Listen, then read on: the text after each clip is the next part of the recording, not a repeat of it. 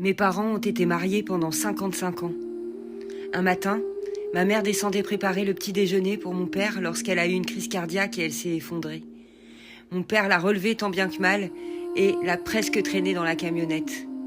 À toute vitesse, grillant les feux rouges, il l'a emmenée à l'hôpital. À son arrivée, malheureusement, elle n'était plus là. Pendant ses funérailles, mon père n'a pas dit un seul mot. Son regard était absent. Il a à peine pleuré. Le soir même, ses enfants l'ont rejoint. Dans une atmosphère de chagrin et de nostalgie, nous avons évoqué de beaux souvenirs. Et il a demandé à mon frère théologien de lui dire où leur mère pouvait bien être à cet instant précis. Mon frère s'est mis à parler de la vie après la mort et à spéculer sur le lieu et le comment. Mon père écoutait attentivement.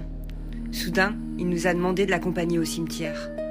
« Papa, nous avons répondu, il est 23 heures, on ne peut pas aller au cimetière maintenant. » Il éleva la voix et, le regard vide, dit « Ne discutez pas avec moi, je vous en prie, ne discutez pas avec cet homme qui vient de perdre sa femme après 55 ans de mariage. » Un silence respectueux s'installa.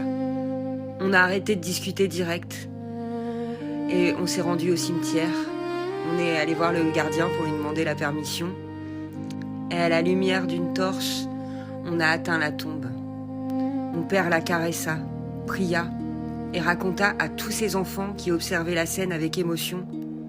55 ans, vous savez, on ne peut pas parler d'amour véritable sans savoir ce que signifie partager sa vie avec une femme. Il marqua une pause et s'essuya le visage. Elle et moi étions ensemble dans cette épreuve. J'ai changé de travail, reprit-il. Nous avons fait nos valises quand nous avons vendu la maison et quitté la ville. Nous avons partagé la joie de voir nos enfants achever leur carrière. Nous avons pleuré ensemble la disparition de nos proches. Nous avons prié ensemble dans les salles d'attente des hôpitaux. Nous nous sommes soutenus dans le deuil. Nous nous sommes enlacés à Noël et nous nous sommes pardonnés nos erreurs.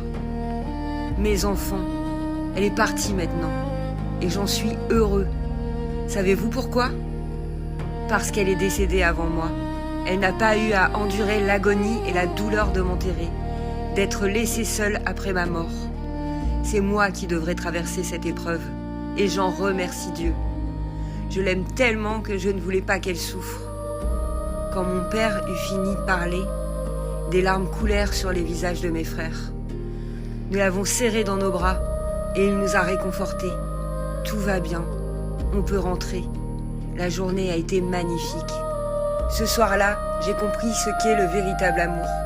Il est loin du romantisme. Il n'a pas grand-chose à voir avec l'érotisme ou le sexe.